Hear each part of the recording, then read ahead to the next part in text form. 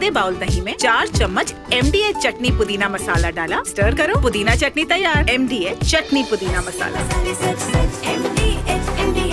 और आइए शुरुआत करने जा रहा हूं आज की सबसे बड़ी खबर के साथ। लग रहा है कि जिन लोगों को ऑपरेशन सिंदूर खत्म हो गया, तो नहीं, ऑपरेशन सिंदूर अभी खत्म नहीं हुआ है, ऑपरेशन सिंदूर अभी जारी है।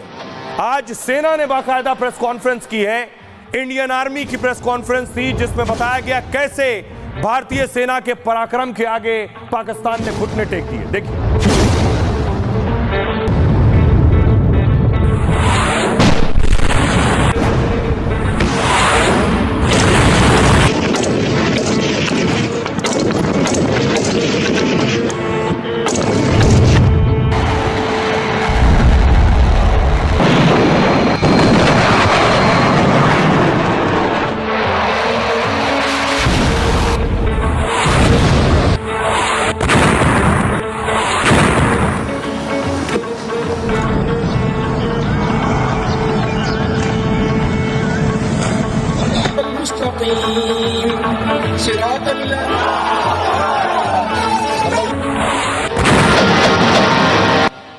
भारतीय सेना ने वीडियो जारी किया था। उसके बाद देखिए, भारतीय सेना के जवान जहां जा रहे हैं फूलों से उनका स्वागत हो रहा है, फूलों की बारिश हो रही है उनके ऊपर। भारत माता की, भारत माता की, भारत माता की, भारत माता की, भारत माता की, भारत माता की। देख रहे हैं, एक जगह भारतीय सेना के जवान पहुंचे थे, लोगों को पता चला भारतीय सैनिक आए और उसके बाद देखिए पानी की बोतलें दी उनके स्वागत में और फूलों की वर्षा की। भारत माता की, भारत माता की, भारत माता की, भारत माता की, भारत। और साथ ही भारत माता की आरती हुई। ये अयोध्या की तस्वीर मैं आपको दिखा रहा हूं, भारत माता की तस्वीर लगाकर आरती हुई।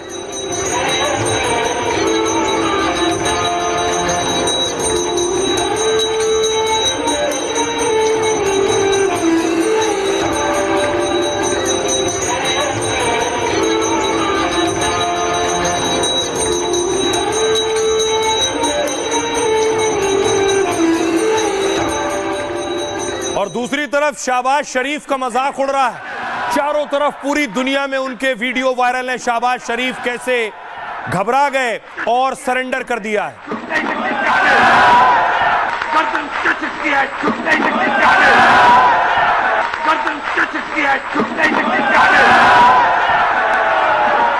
कि आप अपने गरेबान में झांके, अपने पंजाबी में कहते हैं अपने मंजी थले आप अपना झाड़ू दें। क्या कहते हैं मंजी थले की डांग दे, मंजी थले डांग दें, मंजी थले डांग दें, डांग फेरे का, sorry Manji, I am sorry, मैं माफी, मंजी थले डांग फेरे। मैं जा रहा हूँ, ये प्रेस कॉन्फ्रेंस है, क्या करेंगे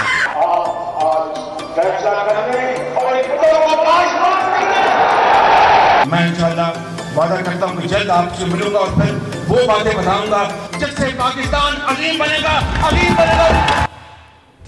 तो शहबाज शरीफ की जग हंसाई हो रही है, जिस तरह से घबराए और डरे हुए उन्होंने प्रेस कॉन्फ्रेंस की। दूसरी तरफ भारत की विजय के बाद प्रधानमंत्री नरेंद्र मोदी उन हीरोज से भी मिले जिन्होंने दिन रात एक किए। तीनों सेना प्रमुख और CDS, ये आप देख रहे हैं अजीत डोभाल साहब, रक्षा मंत्री राजनाथ सिंह, ये आज की तस्वीर मैं आपको दिखा रहा हूं, विदेश मंत्री, दूसरी तरफ admiral Dinesh Tripathi, AP Singh, CDS Anil Chauhan, army chief general Upendra Dwivedi. ये हाई लेवल मीटिंग प्रधानमंत्री नरेंद्र मोदी ने की। उसके बाद सेना की बैठक हुई, कमांडर्स की मीटिंग हुई, ये उसकी तस्वीर आप देख रहे हैं। कमांडर्स की बैठक में आगे की तैयारी पर बात हुई, कैसे एक्शन पूरा किया गया, अब आगे कैसे पाकिस्तान को जवाब देना है, इस पर भी भारतीय सेना के कमांडर्स ने बात की है। लेकिन बड़ी चीज जो एक निकल कर सामने आई कि भारतीय नेवी भी पूरी तरह से तैयार थी और कराची पर अटैक करने वाली थी। अरब सागर की तस्वीरें आप देख रहे हैं, अरब सागर में INS विक्रांत तैनात कर दिया गया था और अरब सागर से घेराबंदी हो रही थी और किसी भी वक्त ग्रीन सिग्नल मिलता और कराची पर अटैक हो जाता। ये तस्वीरें नेवी ने जारी की थी कि हम भी पूरी तरह से तैयार थे कराची को पूरी तरह से कब्जे में लेने के लिए और उस पर हमला करने के लिए, चाहे वो भारतीय पनडुब्बियां हो या फिर युद्धपोत हो।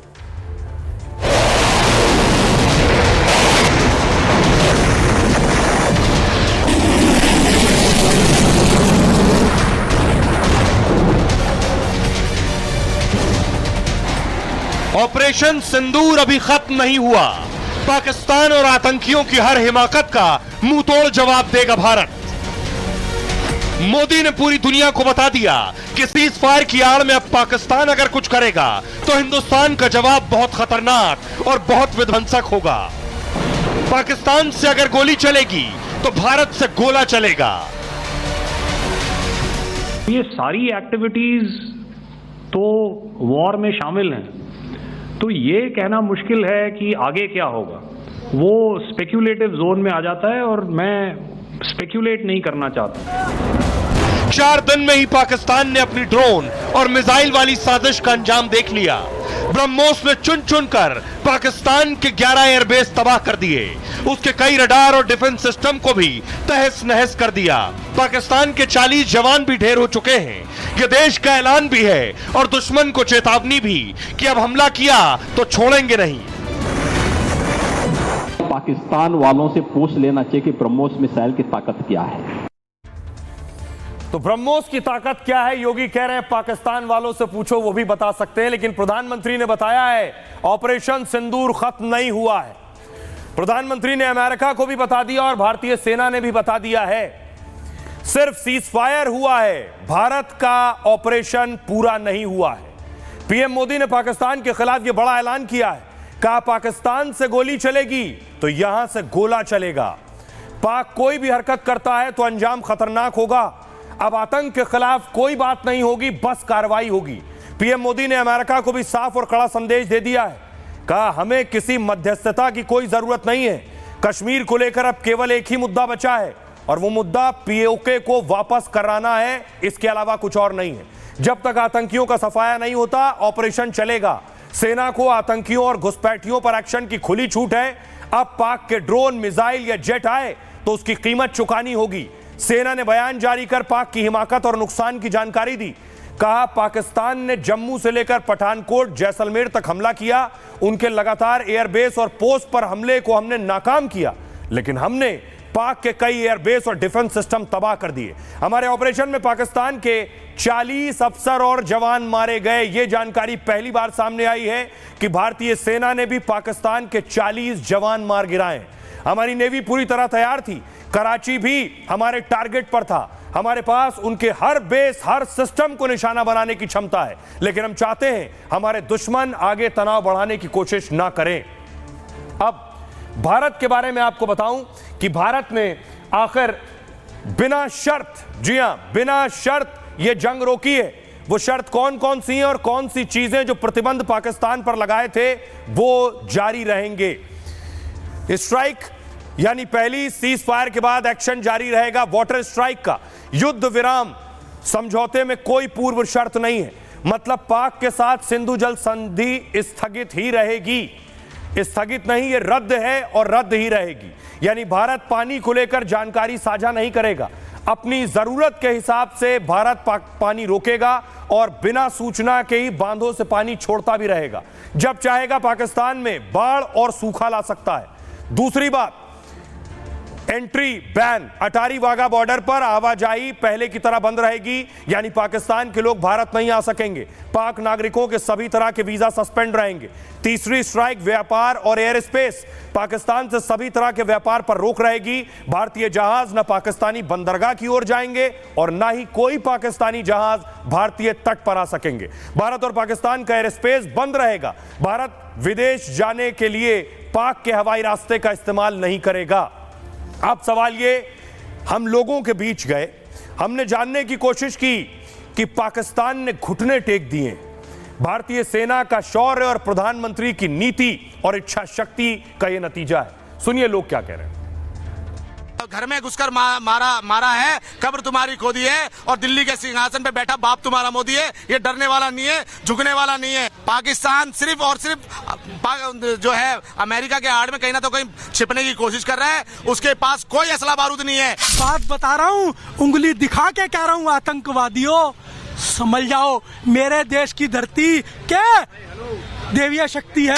घुटने में तो मोदी ने 48 घंटे में ला दिया है, अभी उनको थोड़ा बाकी था, लेकिन उनकी हालत ये स्थिति हो गई, पूरे वर्ल्ड में वो माफी मांगने लगे, भैया सीज फायर करो। पाकिस्तान जिस तरीके से रो रहा था, गिड़गिड़ा रहा था, चरणों में गिर पड़ा था कि भैया माफ कर दो, माफ कर दो। कभी अमेरिका के पास दौड़ रहा है, कभी रशिया के पास दौड़ रहा है, कभी चाइना के पास दौड़ रहा है। तो ये हमारे लिए एक बहुत बड़ी जीत है। अपनी पूरी ताकत से पाकिस्तान को उसकी औकात दिखा दिया है, और आगे भी ऐसा दुस्साहस वो लोग करेंगे कभी तो हम लोग मुंह तोड़ जवाब देंगे। बहुत अच्छा किया, मैं तो कहती हूँ बिल्कुल वहीं से ठूस देना था उनको, बिल्कुल ठूस दो, बिल्कुल बहुत ही अच्छा। भारत माता की जय। जी ने कहा था कि आतंकवादी कहीं पे भी हो, ढूंढ के उनको मिट्टी में मिलाया जाएगा, और वो कार्य उन्होंने करके दिखा दिया ये 3 दिनों में। कार्रवाई की, इतनी सख्त कार्रवाई की कि पूरी तरह पाकिस्तान घुटने पे आकर गिड़गिड़ाने लगा। 7,800 करोड़ की उसको कम से कम आर्थिक चोट दी है, अब उसको उस चोट से निकलने में ही समय लग जाएगा। उसने सिंदूर को बहुत हल्के में ले लिया था,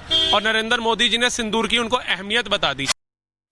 अब सोचिए जरा, पाकिस्तान घुटने पर कैसे आ गया। आज पता चला कि भारत ने ब्रह्मोस मिसाइल दाग दी थी। बहुत ताकतवर और शक्तिशाली मिसाइल है। यह है ब्रह्मोस मिसाइल। अगर आपने परेड देखी हो, ये परेड देखी हो कर्तव्य पथ पर, तो ब्रह्मोस मिसाइल को प्रदर्शित किया जाता है। यह है वो ब्रह्मोस मिसाइल। ये मिसाइल पाकिस्तान पर दागी गई थी। सोचिए पाकिस्तान का क्या हश्र और क्या हाल हुआ होगा जब ये ब्रह्मोस पाकिस्तान के एयरबेस पर एक एक कर गिरी, तो पाकिस्तान और शाहबाज और मुनीर का कलेजा कांप उठा। अब देखिए जरा, ब्रह्मोस जब दागी जाती है तो धरती भी कांप उठती है। ये ब्रह्मोस फायर हो रही है।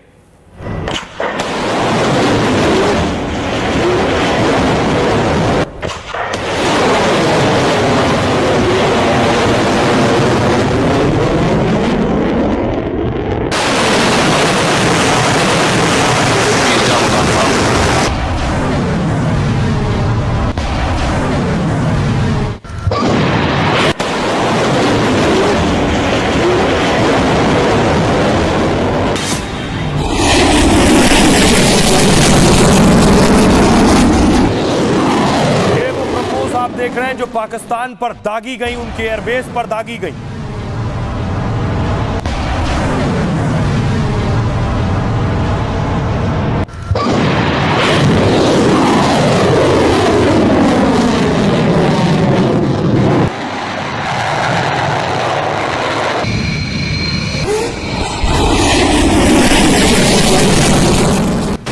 तो ऐसी ही ब्रह्मोस मिसाइल पाकिस्तान पर दागी गई, और यह है उसका बूस्टर।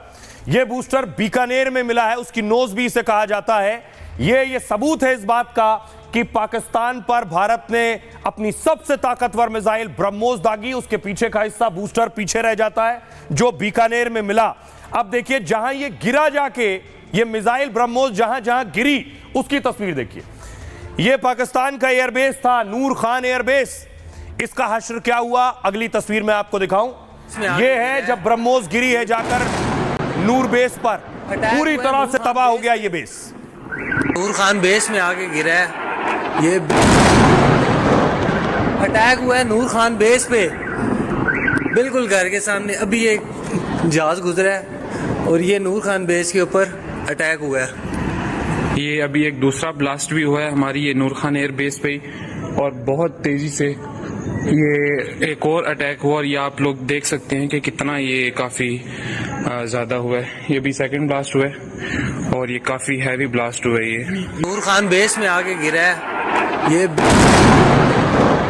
अटैक हुआ है नूर खान बेस पे, बिल्कुल घर के सामने। अभी एक जहाज गुजरा है और ये नूर खान बेस के ऊपर अटैक हुआ है।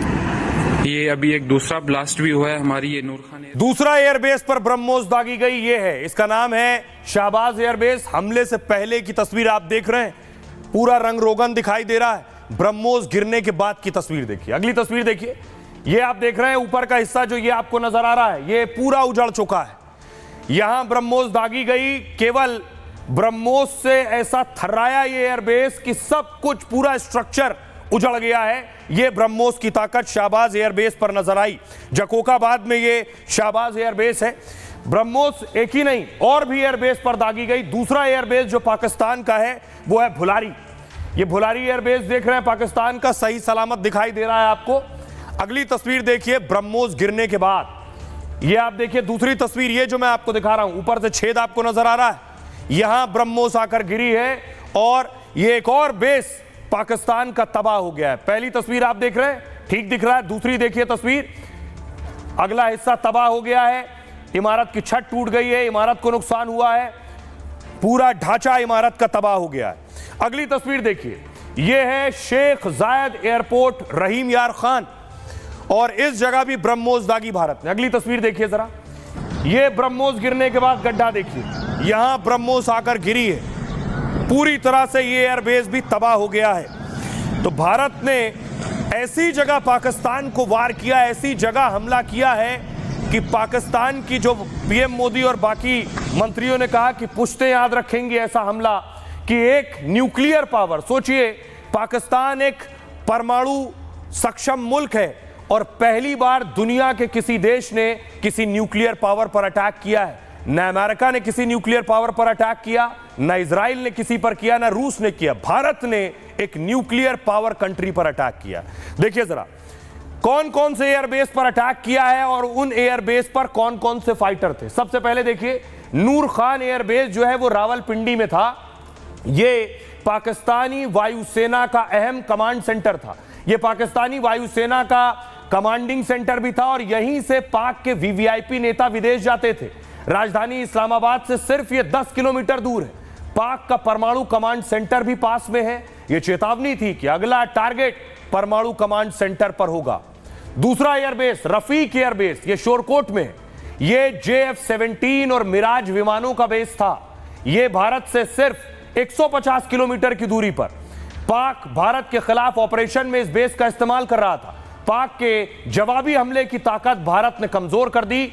और यह अगला एयरबेस मुरीद एयरबेस पंजाब में था। यह पाकिस्तान के ड्रोन ऑपरेशन का एयरबेस है। ड्रोन आपको नजर आ रहे हैं, यहां से ड्रोन फायर कर रहा था वो। यहीं से पाक भारत पर ड्रोन हमले कर रहा था। यहां से स्वदेशी और तुर्की के ड्रोन से हमला करता था। पाक के ड्रोन हमले पर सीधी जवाबी कार्रवाई थी।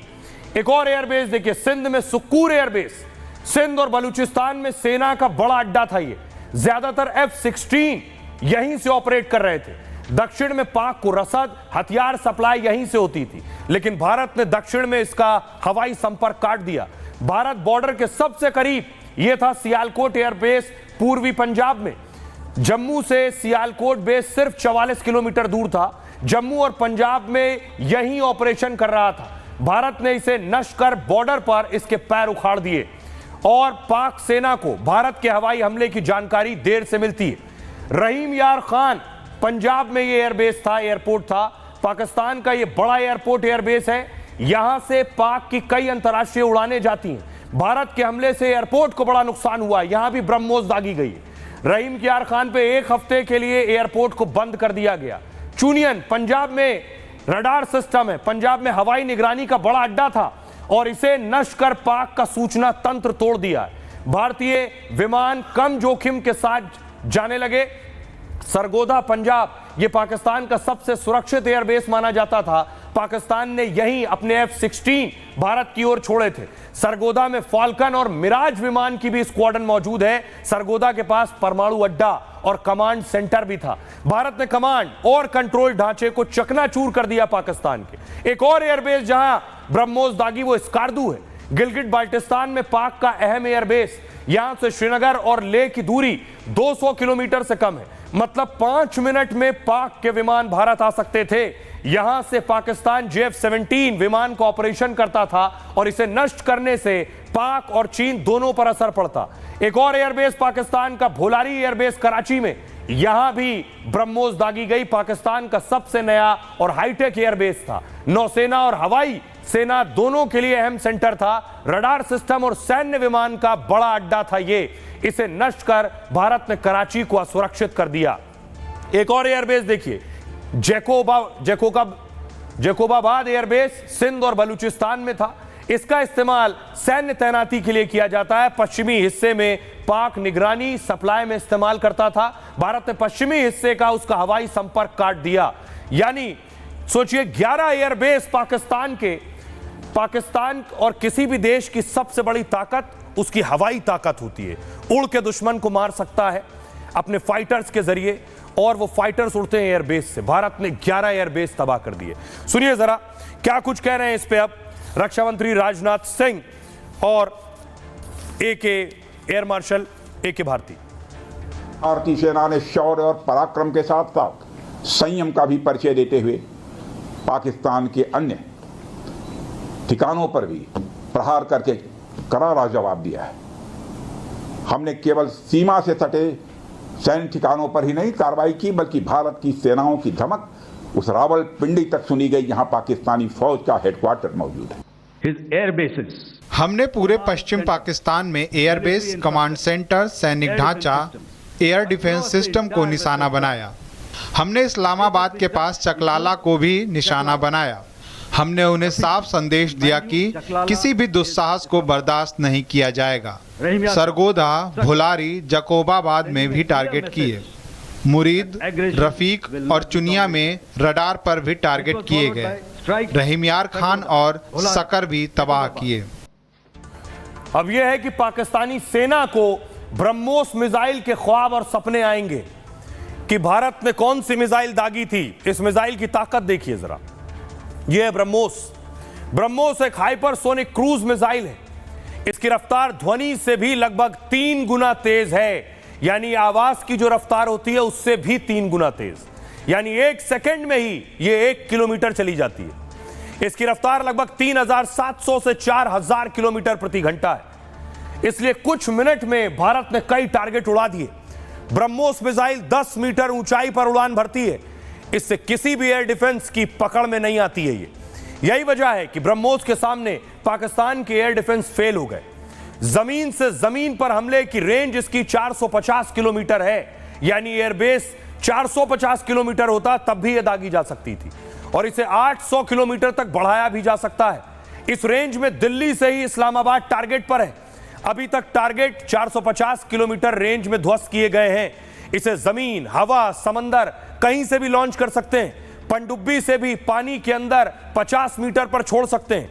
नेविगेशन होने की वजह से ब्रह्मोस सटीक हमला करती है, और यही वजह है कि रिहायशी इलाकों में भी सटीक हमला करती है। भारत की तीनों सेनाओं के पास ब्रह्मोस मिसाइल है। यानी पनडुब्बी से भी दागी जा सकती है, फाइटर से भी दागी जा सकती है, और सेना भी इसे दाग सकती है, थल सेना। आइए आपको सुनवाऊं, सुनिए जरा। योगी आदित्यनाथ बता रहे हैं कि ब्रह्मोस की असली ताकत कौन जानता है।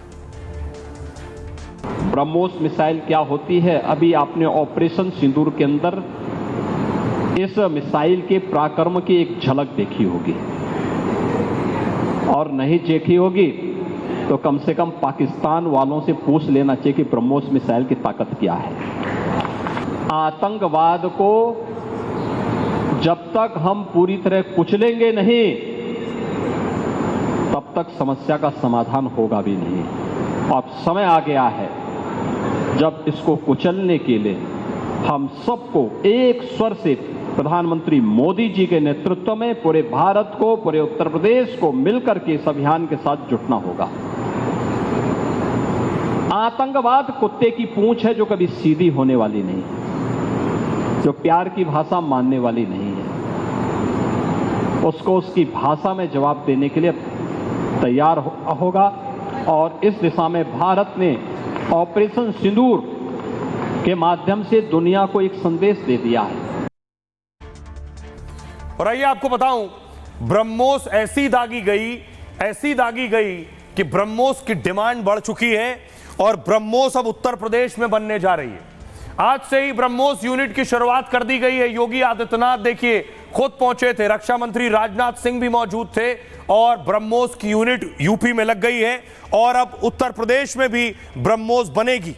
आखिर ब्रह्मोस की ताकत क्या है मैंने आपको बता दिया, इसीलिए इसकी डिमांड है। अब ब्रह्मोस की नई यूनिट लखनऊ में इसकी शुरुआत हो गई। दिल्ली से ही रक्षा मंत्री राजनाथ सिंह ने वर्चुअली उद्घाटन किया। यह यूनिट 300 करोड़ लागत से 200 एकड़ में बनाई जा रही है। यहां हर साल 80 से 100 ब्रह्मोस मिसाइल बनाई जाएंगी, जबकि 100 से 150 अगली पीढ़ी की ब्रह्मोस का उत्पादन होगा। सिर्फ 1 साल के समय में ही यहां से उत्पादन शुरू हो जाएगा। भारत में कई ब्रह्मोस मिसाइल की उत्पादन यूनिट अभी मौजूद हैं और इसके साथ कई राज्यों में नई यूनिट बनाने की भी तैयारी हो रही है। रूस के सहयोग से भारत में बनी ब्रह्मोस की मांग दुनिया में तेज है। ब्रह्मोस मिसाइलों का ऑर्डर करीब $7 अरब तक पहुंच गया है। इसमें भारत और निर्यात दोनों के लिए ऑर्डर शामिल है। फिलीपींस, इंडोनेशिया, वियतनाम ने भी ब्रह्मोस का ऑर्डर दिया है, जबकि यूएई, अर्जेंटीना जैसे देशों ने ब्रह्मोस में रुचि दिखाई है। हालांकि ब्रह्मोस का निर्यात भारत, रूस दोनों की सहमति पर निर्भर है। फिलीपींस में ब्रह्मोस मिसाइल की डिलीवरी भी पहुंची है। यह है ब्रह्मोस की ताकत। सुनिए जरा एक्सपर्ट्स ब्रह्मोस पर क्या कह रहे हैं। फैसिलिटी है ये 2026 में इसकी शुरुआत हो जाएगी। यहाँ प्रोडक्शन की 27-28 तक इसकी प्रोडक्शन फुल फ्लेज हो जाएगी। ये जो ब्रह्मोस एनजी है ये नई मिसाइल है, ब्रह्मोस की ही एक वेरिएंट है, जिसको कि एक तो ये हल्की है और दूसरा इसकी रेंज भी ज़्यादा है और ये हवाई जहाज़ के ऊपर बड़े आराम से जो है हर हवाई जहाज़ के ऊपर ये लगाई जा सकती है, चाहे वो रफाल हो हमारा, चाहे SU हो, सबके ऊपर लगाई जा सकती है। और इसका सबसे बड़ी जो वो चीज़ है ये थोड़ी हल्की है। जो ब्रह्मोस जो पहले जो है हमारी जो नॉर्मल वो उसके और इसमें वजन में भी कमी है, तो इससे ये जो है बड़ी एक वर्सेटाइल चीज़ बन गई है ब्रह्मोस एनजी, और ये हर प्लेटफॉर्म से लॉन्च की जा सकेगी, चाहे वो एयर है, चाहे वो लैंड है, चाहे वो सी है। तो ये कैपेबिलिटी जो है हिंदुस्तान को एक बहुत फार रीचिंग कैपेबिलिटी देगा। पाकिस्तान ने जो गुहार लगाई है सीज फायर की, अमेरिका के पास दौड़ा गया। क्यों? क्योंकि ब्रह्मोस का जो अटैक हुआ उसके 3 बेसिस के ऊपर, वहाँ पे तब पाकिस्तान की नींद खुली कि अटैक क्या होता है, और एकदम से उन्होंने गुहार लगाई कि हमको सीज फायर चाहिए। हाँ, पाकिस्तान मीडिया में तो ये कहने की कोशिश करेगा नहीं इंडिया ने सीज फायर किया है, जबर असलियत ये है कि पाकिस्तान ने अमेरिका के प्रेसिडेंट को कहा और अमेरिका के प्रेसिडेंट ने रिक्वेस्ट करी कि सीज फायर करो। उनकी इज्जत करते हैं, भारत इज्जत करता है अमेरिका की, तो सीज फायर बात हो गई है। तो पाकिस्तान ने हमारी मिसाइल ब्रह्मोस की ताकत देख ली, लेकिन उनकी बड़ी मिसाइल कैसे फुस हो गई। यह है भारी भरकम दिखने में, फतेह नाम है इसका, लेकिन नाम फतेह रख लेने से फतेह होती नहीं है, फ्लॉप हो गई। यह फतेह 2 मिसाइल है उनकी, और कैसे फ्लॉप हुई जरा देखिए। यह पड़ी है फतेह, फतेह का हाल देख लीजिए। फतेह को आसमान में ही हार का मुंह देखना पड़ गया और एयर डिफेंस सिस्टम ने गिरा दिया। ये लोग लेकर जा रहे हैं।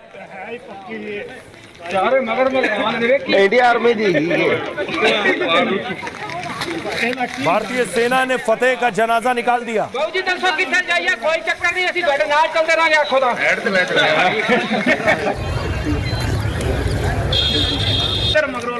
और आइए आपको बताऊं ये फतेह 2 आखिर फ्लॉप कैसे हुई, क्या हुआ।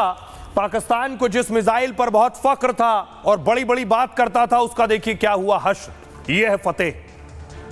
फतेह 2 मिसाइल पर पाकिस्तान को बहुत नाज था।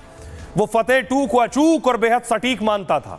मीडियम रेंज की मिसाइल की मारक क्षमता तो 400 किलोमीटर है। यह मिसाइल अपने साथ 365 किलो विस्फोटक ले जा सकती है। मतलब पाकिस्तान की तैयारी फतेह 2 से बड़े नुकसान की थी।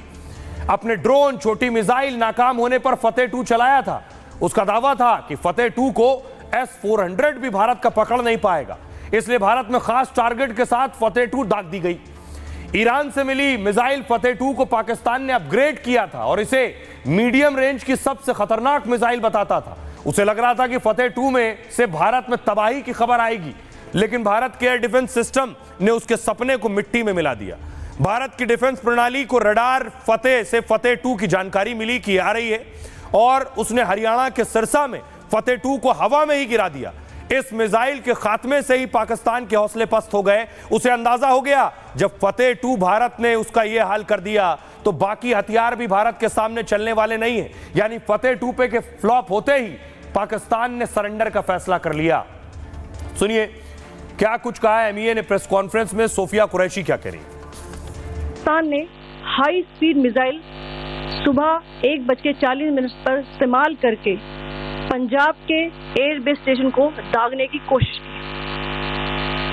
एक निंदनीय और अनप्रोफेशनल एक्ट के तहत पाकिस्तान ने श्रीनगर, अवंतीपुर और उधमपुर के वायुसेना अड्डों पर चिकित्सा केंद्र और स्कूल परिसर को निशाना भी बनाया, जिससे उसके द्वारा सिविल इंफ्रास्ट्रक्चर पर हमला करने की गैर जिम्मेदाराना प्रवृत्ति फिर उजागर हुई।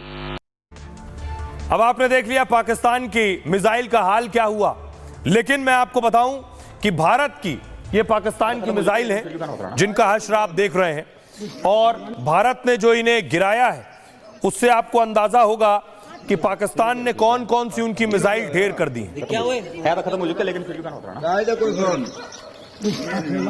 अगली तस्वीर दिखाऊं, एक और बाड़मेर में भी पाकिस्तानी मिसाइल गिरी थी, ये है वो।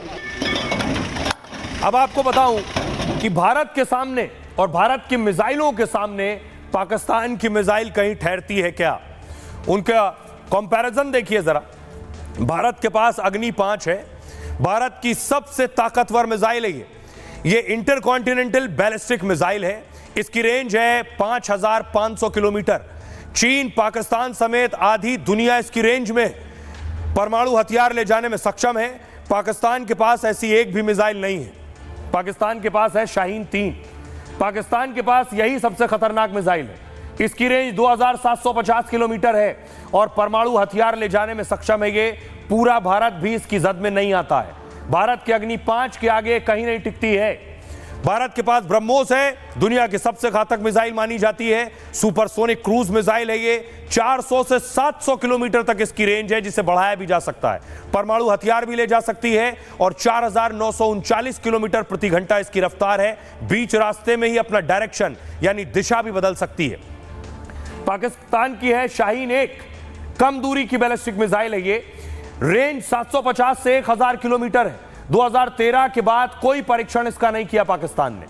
भारत के पास K4 मिसाइल है, submarine launch ballistic missile, 3500 kilometre इसकी रेंज है और परमाणु हथियार ले जाने में सक्षम है ये।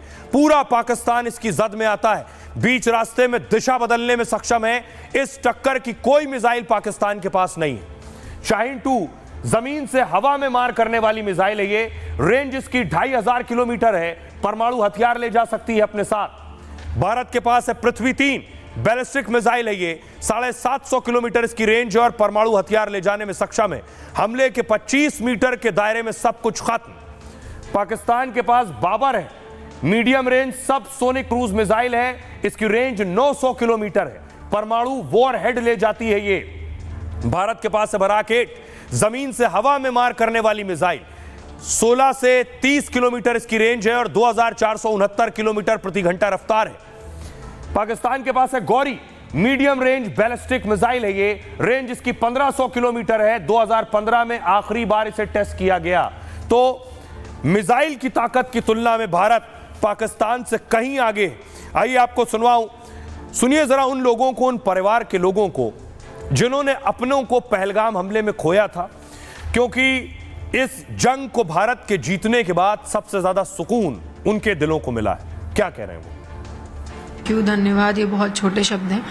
उन्होंने जिस तरीके से ऑपरेशन सिंदूर नाम रख के आतंकवादियों के 9 अड्डे ख़त्म किए थे, उनके लिए मैंने पहले भी कहा, मैं फिर से कहती हूँ, मुझे अपने आर्म फोर्सेस पे, अपने माननीय नरेंद्र मोदी जी पे बहुत बहुत विश्वास है। एंड थैंक यू, आपने हमारे लिए ये बदला लिया। लड़ाई पहली बात तो आतंकवाद के खिलाफ है। वो बात अलग है कि पाकिस्तान आतंकवाद को पनाह देती है, तो पहली लड़ाई तो हिंदुस्तान ने आतंकवाद के खिलाफ की है। आतंकवाद के खिलाफ ही उन्होंने ये जंग छेड़ी थी और उसी वजह से आतंकवाद को ख़त्म करने के लिए इस ऑपरेशन का नाम सिंदूर रखा है। मैं फिर भी बोल रही हूँ कि जब तक आतंकवाद है तब तक ऑपरेशन सिंदूर चलेगा। सेना के जवानों ने, हमारे देश की सरकार ने, हमारे प्रधानमंत्री ने अंदर घुस करके उनके आतंकियों के 9 अड्डे विध्वंस किए हैं और हमारे सेना ने बहादुरी पूर्वक ये कार्य किया है। और जो उन्होंने प्रत्युत्तर में पाकिस्तान ने हमारे देश में जो हमला करने की कोशिश की, उसको भी नाकाम किया हमारे देश के बहादुर सैनिकों ने।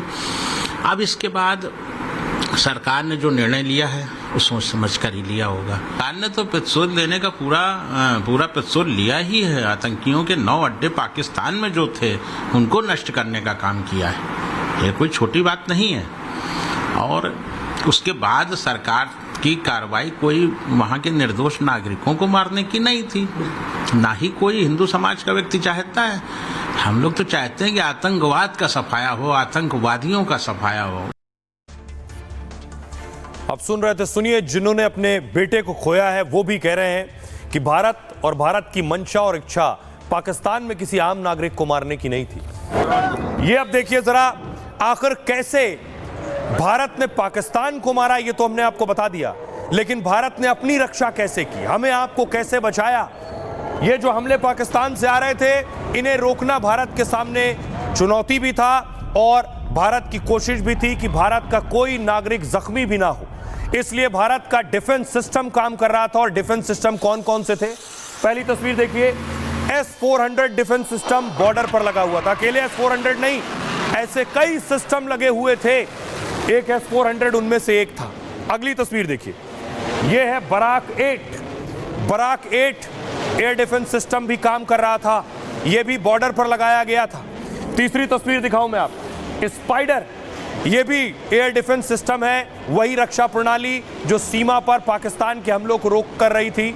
अगली तस्वीर देखिए, आकाश डिफेंस सिस्टम, यह भी पाकिस्तानी हमलों को नाकाम कर रही थी। तो भारत का जो डिफेंस सिस्टम था उसने बखूबी काम किया, अपनी ताकत दिखाई और उसी ताकत की वजह से पाकिस्तान का हर हमला जमीन पर आया।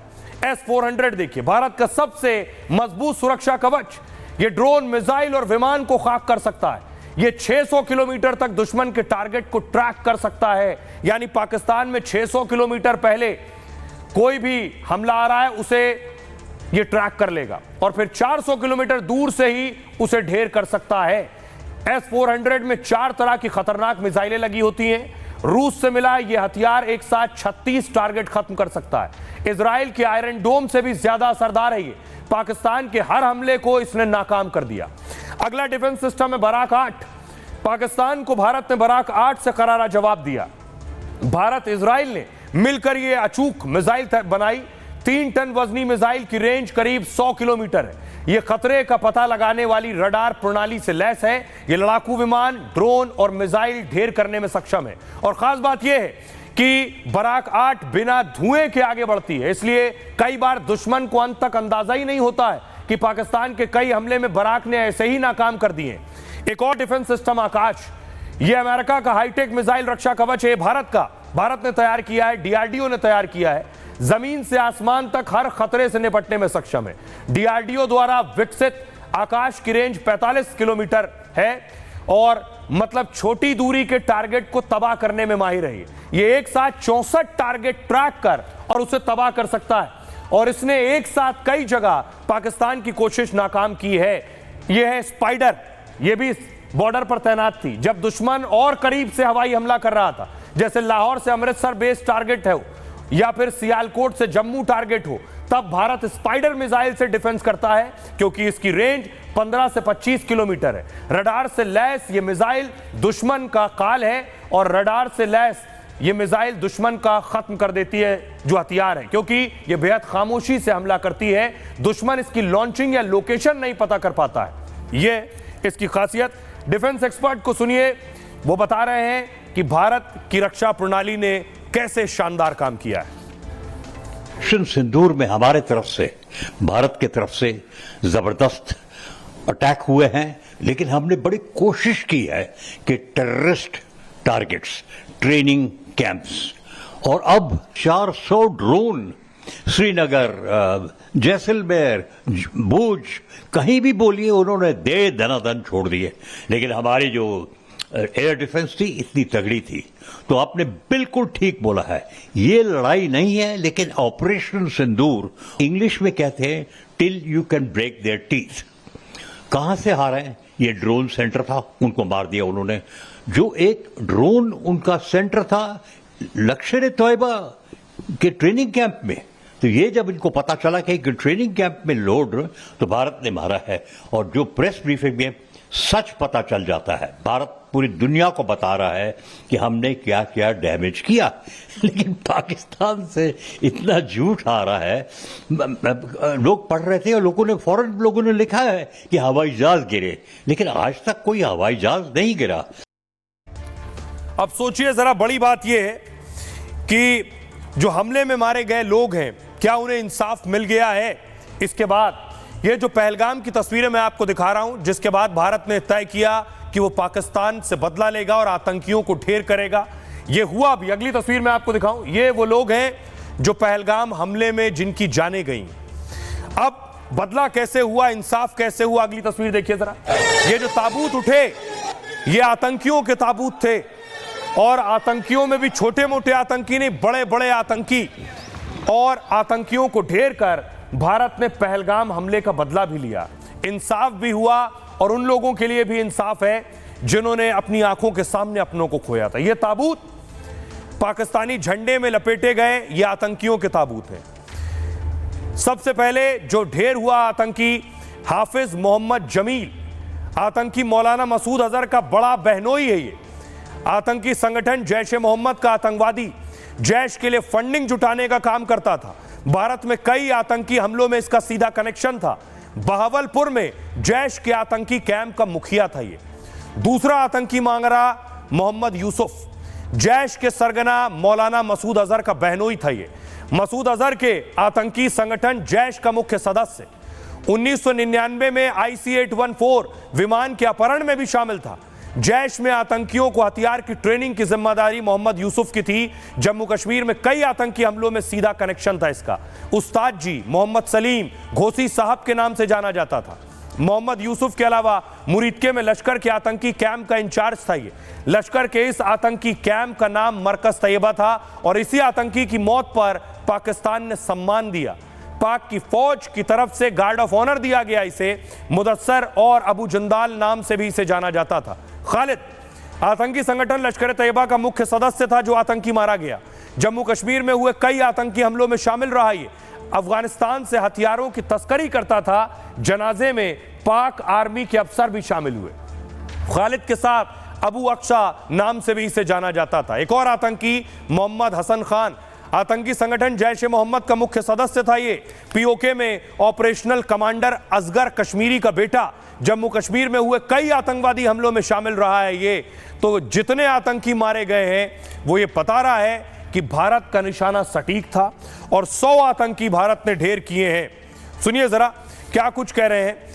आज जो भारतीय सेना ने प्रेस कॉन्फ्रेंस की, उन्होंने बताया कितने आतंकी ढेर किए गए हैं, और ये ऑपरेशन पूरी तरह से कामयाब हुआ। ऐसे ही ऑपरेशन सिंदूर कॉन्सेप्चुअलाइज हुआ तो हमारा जो पीछे की कार्रवाई होती है, स्पेड वर्क और टारगेट्स को आइडेंटिफाई और एनालाइज करने की कार्रवाई शुरू हो गई थी। मैंने जब स्टेटमेंट दिया तो मैंने बताया कि बहुत सारे थे, हमने 21 दिखाए होंगे, और भी हैं, लेकिन वो लिस्ट फिल्टर करते करते 21 तक पहुंची। अब क्या आगे एंगेज किए जाएंगे? अगर ज़रूरत पड़ेगी तो ज़रूर एंगेज किए जाएंगे। लेकिन मैंने बताया कि इस समय जो इंट एजेंसीज ने हमें बताया कि फलाने कैंप में प्रेजेंस है, हमने उनको एंगेज किया। कुछ नाम मैंने लिए, कुछ नाम अभी पुख्ता किए जा रहे हैं। मैंने आपको बताया कि जो इंट एजेंसीज ने अभी तक असेसमेंट किया है उसमें उन्होंने कहा है कि तकरीबन 100 से ज़्यादा मारे गए हैं। और एक आज आपने तस्वीर भी देखी कि काफ़ी प्रोमिनेंट जो फ्यूनरल था, काफ़ी प्रोमिनेंट एक जो हस्ती हैं वो ऑर्गेनाइज कर रहे थे। एक तरफ भारत पाकिस्तान को मार रहा था, और दूसरी तरफ बलूचिस्तान लिबरेशन आर्मी पाकिस्तान के जवानों को ढेर कर रही थी। बीएलए ने भी पाक सेना पर हमले तेज कर दिए थे। 7 मई को ही बीएलए ने पाक फौज पर 2 जगह अटैक किया। इन हमलों में 14 के करीब पाक सैनिक मारने का दावा किया गया। आज भी बीएलए लड़ाकों ने करीब 39 जगहों पर अटैक किया है। ये हमले पाकिस्तानी सेना और पाक सेना के काफिले पर हुए। भारत से तनाव के बीच बीएलए ने पाक सेना की नींद उड़ा दी। बलूचिस्तान को लेकर पाक से आजादी तक का दावा हुआ। भारत के युद्ध से पहले ही पाक पर टूटने का संकट मंडराने लगा। पाकिस्तान का कुल क्षेत्रफल सोचिए 7.9 लाख वर्ग किलोमीटर है, जबकि इसमें 3.4 लाख वर्ग किलोमीटर क्षेत्र बलूचिस्तान का है। बलूचिस्तान अलग हुआ तो पाक सिर्फ 4.5 लाख किलोमीटर रह जाएगा, जबकि भारत के सिर्फ एक राज्य राजस्थान का क्षेत्रफल करीब 3.5 लाख वर्ग किलोमीटर है, यानी बलूचिस्तान छूटा तो पाकिस्तान टूटकर क्षेत्रफल में राजस्थान के बराबर बन जाएगा। आइए अब आपको सुनवाता हूं, बलूचिस्तान की एक एक्टिविस्ट है नायला बलूच। इस परिस्थिति में उनका एक पुराना बयान बहुत वायरल है, सुनिए क्या कह रही है पाकिस्तान के बारे में। एक मुल्क जो कब्जा किया गया वो आज़ाद हो रहा है, बलूचिस्तान। बाकी जिन मुल्कों के हिस्से चोरी किए गए हैं वो मुल्क अपने हिस्से वापस लेंगे, तो इसमें तो और कोई मुल्क नजर ही नहीं आ रहा। दूसरी बात, जो अंदर हिंदुस्तान के अंदर जिन लोगों को पाकिस्तान से प्रेम है उन्हें पाकिस्तान का पता नहीं है। उनको सिर्फ उन लोगों से मिल लेना चाहिए जो इसी प्रेम के कारण 47 में हिंदुस्तान छोड़कर पाकिस्तान गए थे। 75 साल से वो महाजिर हैं, उन्हें वहां हिंदुस्तानी कहते हैं, उन्हें कोई पाकिस्तानी मानता ही नहीं। काटते हैं, उनको टॉर्चर करते हैं, उनकी बेटियां उठाते हैं, उन्हें पाकिस्तान में कोई इज्जत मिली ही नहीं। इन्होंने जियाउल हक जिस वक्त फौज में था, उसने उर्दुन में जाकर 10,000 फलस्तीनी एक रात में मारे, एक रात में। पैसे जहां मिले पाकिस्तान की फौज जाती है। 2 लाख बलूचिस्तान में ये मार चुके हैं। बांग्लादेश में 30 लाख मार चुके हैं, जिसमें मेजॉरिटी मुसलमान थी। ये अफगानिस्तान में 4 लाख लोग मार चुके हैं। इतने मुसलमान किसी ने मारे आज तक जितने पाकिस्तान ने मारे? तुम्हें नजर नहीं आ रहा कि ये खूंखार दरिंदे हैं जो सिर्फ खून पीना जानते हैं, इनका कोई धर्म नहीं है, इनका कोई धर्म नहीं है, और ये तुम्हें उल्लू बना रहे हैं ताकि तुम अपनी माँ से लड़ो। दुनिया का जो सबसे जलील पासपोर्ट है इस वक्त वो पाकिस्तान का है। दुनिया में सबसे ज्यादा जलील किसी एयरपोर्ट पे कोई किसी को खड़ा करते हैं लाइन अलग करके, वो पाकिस्तानी है। दुनिया में सबसे ज्यादा वीजा एप्लीकेशन जिसकी रिजेक्ट होती है वो पाकिस्तानी है। लेकिन भारत ने जंग से क्या हासिल किया ये आपको बताऊं, उससे पहले जरा तस्वीर देखिए। सीज फायर भले ही हो गया हो, लेकिन भारत ने अचानक पानी छोड़ दिया है। बगलियार डैम से आप देख रहे हैं गेट खुल गया है और पानी छोड़ा जा रहा है, और ये पानी पाकिस्तान के कुछ इलाकों में बाढ़ भी ला सकता है।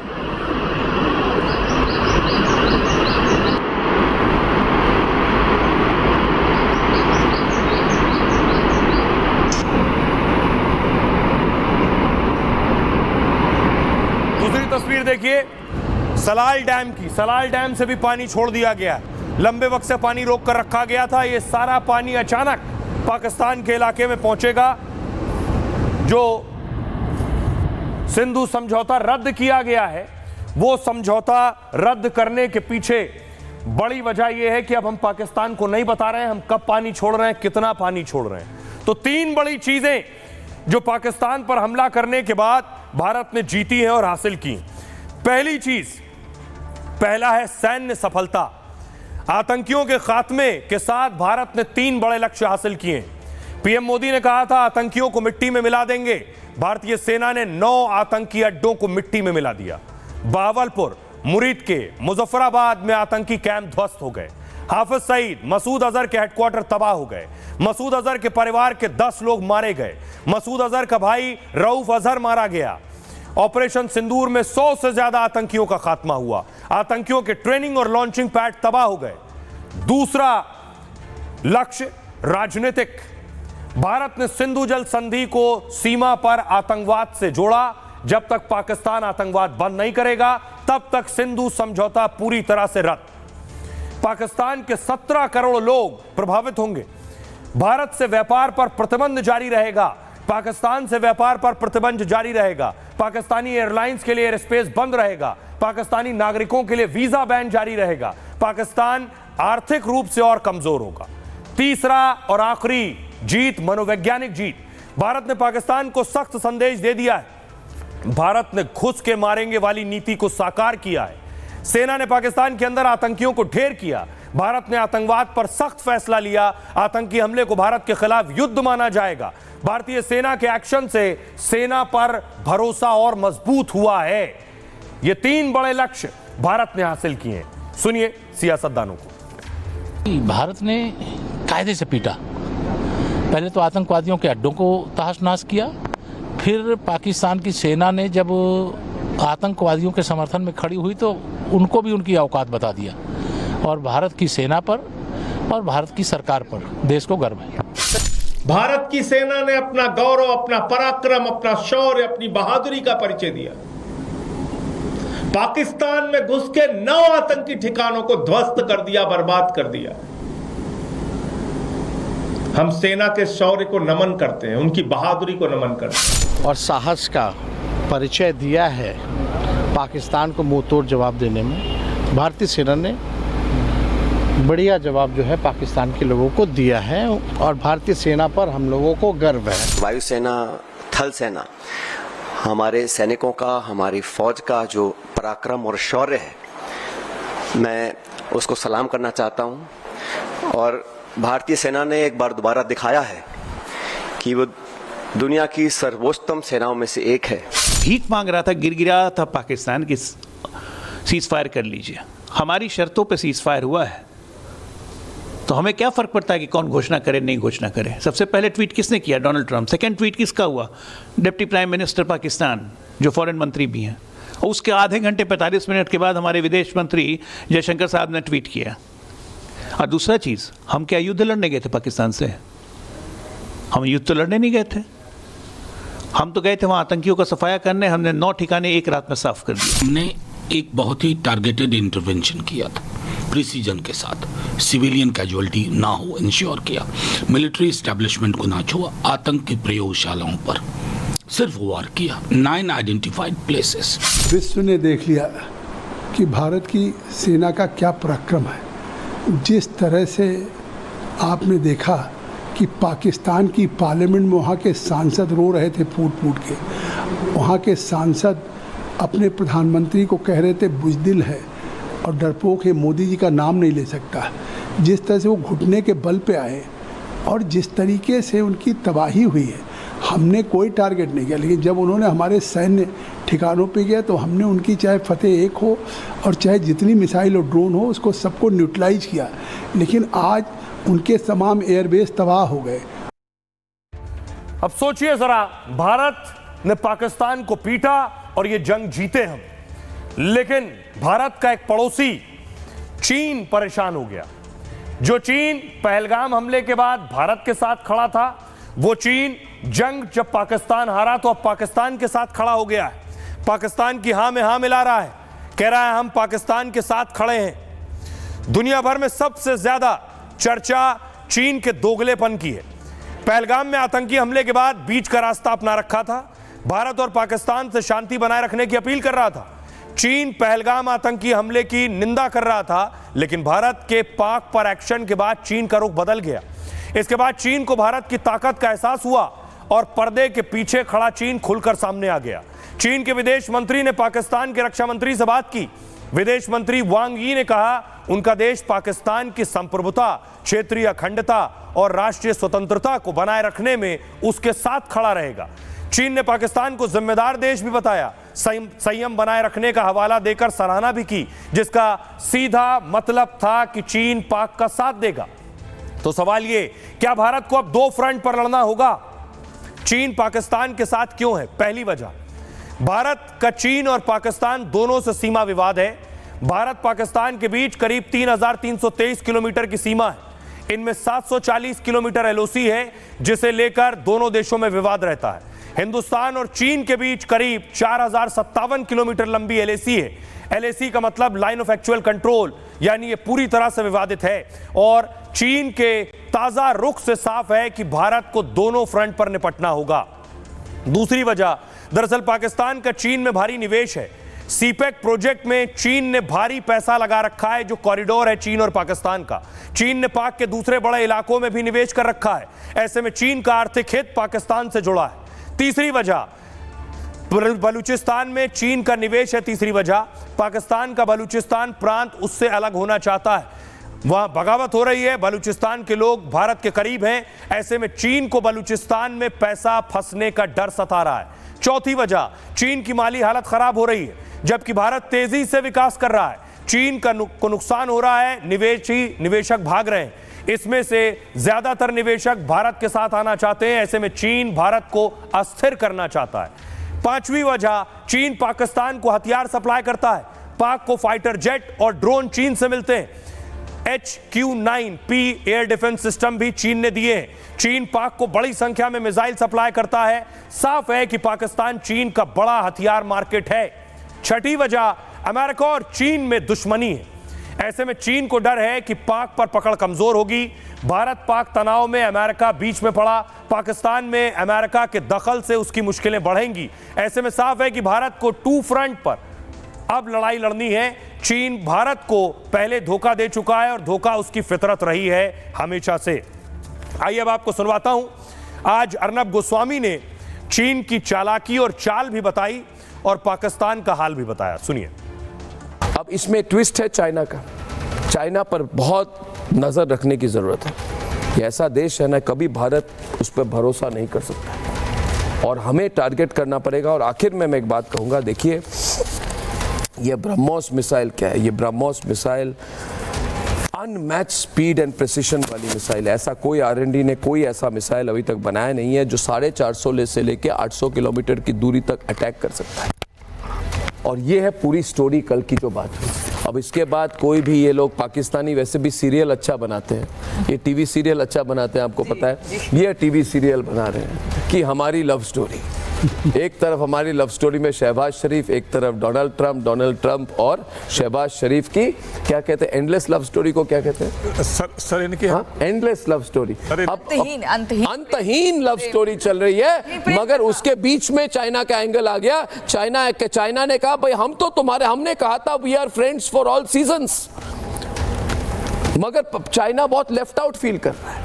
इसीलिए सिचुएशन जो मैं कह रहा हूं बहुत फ्रेजाइल है। जैसे हिंदी में कहते हैं कुछ भी हो सकता है। तो अर्नब बता रहे थे चीन का हाल, कि चीन कैसे साजिश रच रहा है और भारत को कैसे निपटना है। बहरहाल अब बात आज के सूत्र की, और यह सूत्र आज की भारत की स्थिति पर सटीक बैठता है। आज का सूत्र शिवाजी महाराज का है। क्रूरता के सामने निर्बल बने रहने से बेहतर है मानवता की रक्षा के लिए जरूरत हो तो बल का प्रयोग किया जाए। जिंदगी और जंग में कामयाबी का यह सूत्र दिया था छत्रपति शिवाजी महाराज ने। शिवाजी का जन्म 1630 में पुणे के पास हुआ, शिवनेरी में। बचपन में ही वो युद्ध करने और किला जीतने का खेल खेलते थे और बड़े होते होते सच में वो जंग लड़ने लगे, दुश्मनों पर हमले करने लगे। देश में तब मुगल साम्राज्य और उसका अत्याचार चरम पर था। तब शिवाजी महाराज ने मराठा साम्राज्य की नींव रखी। संख्या बल में शिवाजी की सेना मुगलों से बहुत कम थी, लेकिन शिवाजी ने खास गोरिल्ला युद्ध की तकनीक विकसित की। जंग जीतने के लिए वो वेश बदलकर जनता के बीच भी जाते थे और उनकी राय के हिसाब से अपनी रणनीति बनाते और बदलते थे। एक बार शिवाजी जंग के दौरान बुरी तरह से थक गए। महल बहुत दूर था, इसलिए पास में वो एक झोपड़ी में चले गए। वहां वनवासी बुढ़िया से कहा, माई बहुत भूख लगी है, कुछ खिला दो। सैनिक समझकर बुढ़िया ने खिचड़ी पकाई और पत्तल पर परोस दी। शिवाजी को जोर से भूख लगी थी तो जल्दबाजी में खिचड़ी के बीच में हाथ दे मारा और अपनी उंगलियां जला बैठे। ये देखकर बुढ़िया बोली, सैनिक वैसे तो समझदार दिख रहा है, फिर भी शिवाजी की तरह गलती कर रहा है। शिवाजी ने सैनिक के रूप में ही पूछा, माई कैसी गलती?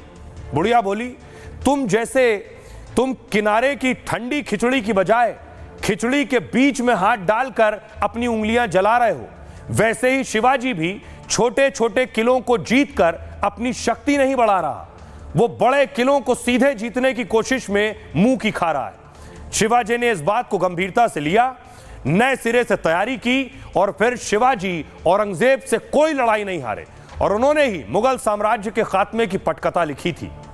छत्रपति शिवाजी ने सूत्र दिया था, जब हौसले बुलंद हों तो पहाड़ भी मिट्टी का ढेर लगता है, बस अपने लक्ष्य पर अडिग रहना चाहिए। अब छोलिया हो या लोबिया, सफेद चने या काले चने, सब कुछ मजेदार बने।